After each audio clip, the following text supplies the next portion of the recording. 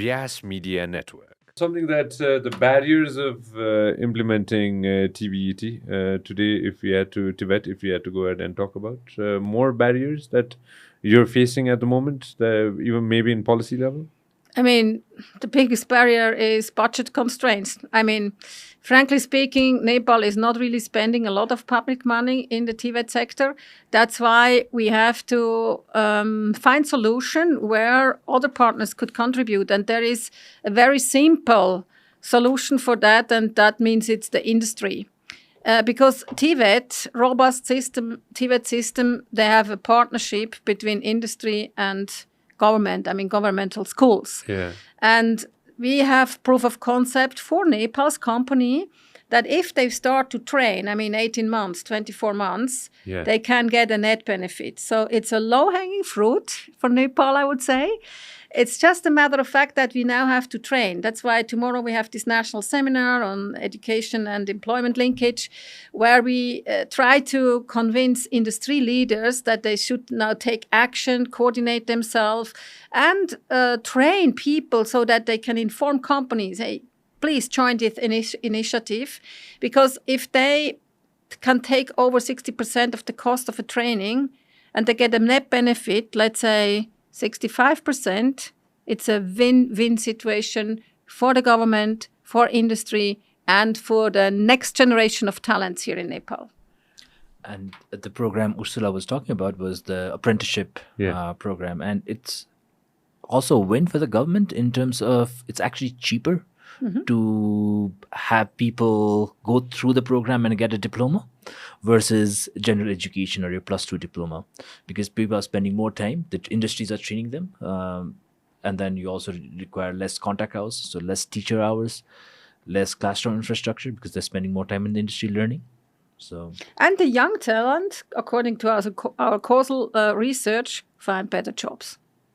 So why are you not spreading that out now? So we have enough of evidence which demonstrate that we have coordinate with donor partners, channel the money in the right, I call that the gold standard for Nepal, channel the money towards this dual type of apprenticeship, and use young people who went through as ambassador, who can tell the story, why they did that, what kind of jobs they have, and that they are proud to be in this field of occupation. And like I was mentioning earlier, the media needs to go ahead and share more success stories of people who are going to be doing this.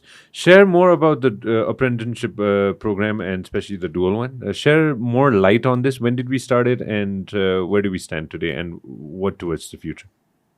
2019. 19, right? Yeah, they started, and that's the biggest problem was COVID in between. That, but I have to say, everybody always the think whole world it's went over. through it. It's over, and even though we had COVID, we have causal effect results which demonstrate it's worthwhile to do for two reasons. For apprentices, they find better jobs and they are less underemployed. So this is the good news. The second good news is it pays off for companies.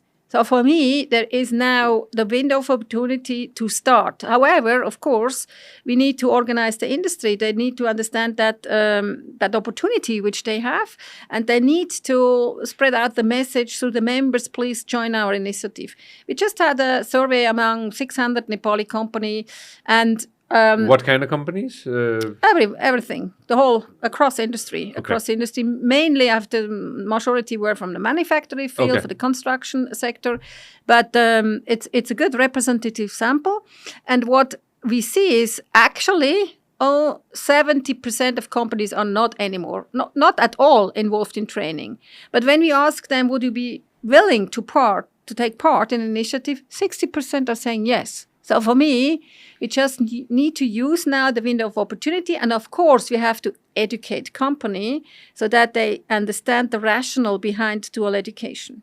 And shed more light on the program. So what is dual VET, right? I think that would be...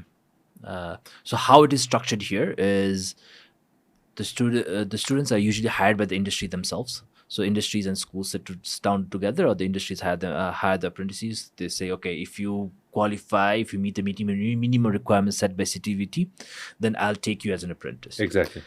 Then they go to the school, vocational school, and they spend around 3.5 months in the vocational school. learning very basics. So in hospitality, how not to break a glass, maybe, right? And then very basic etiquette stuff, or very basic. And then this after that, for 19 and a half months, they spent 5 days in the industry and 1 day back at school. So what that does is 5 days they're really honing the skills, honing their skills at work, and really honing the skills. 1 day back at school, they are now learning about the theory. So once you are actually exposed to accounts, and then if somebody is teaching you accounts, then you're like, oh yeah, it makes more sense, right?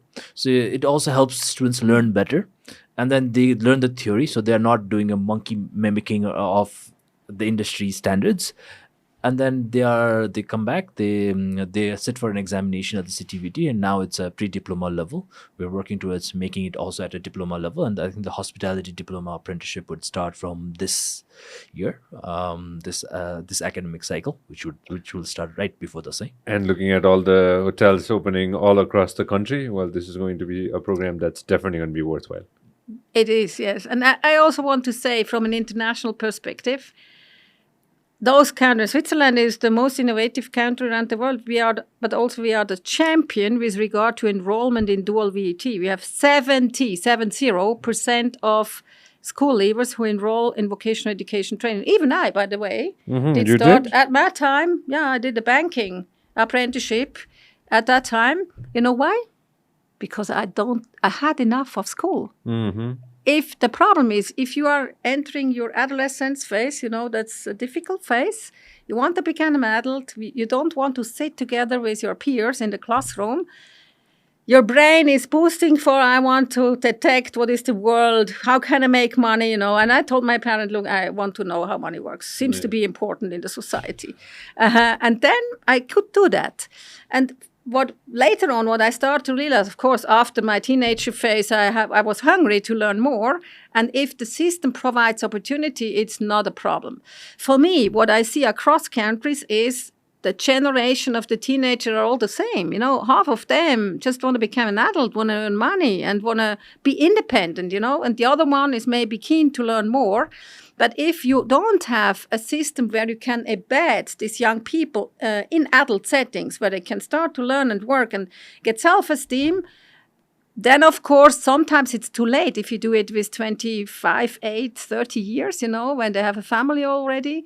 So that's not the same. So I really think it's also a solution for half of the cohort. I see it in the United States. I see it in European countries, all over the same. So if you have such a solution, and for me, it's an intermediate solution. That means it's not for the life ever, but it's for a successful transition for your life as a kid towards an adult. तपाईले हाम्रो clip एकदमै enjoy गर्नुभयो होला। अब पुरै video हेर्नको लागि चाहिँ युट्युबमा सब्स्क्राइब गर्न नबिर्सिनु होला।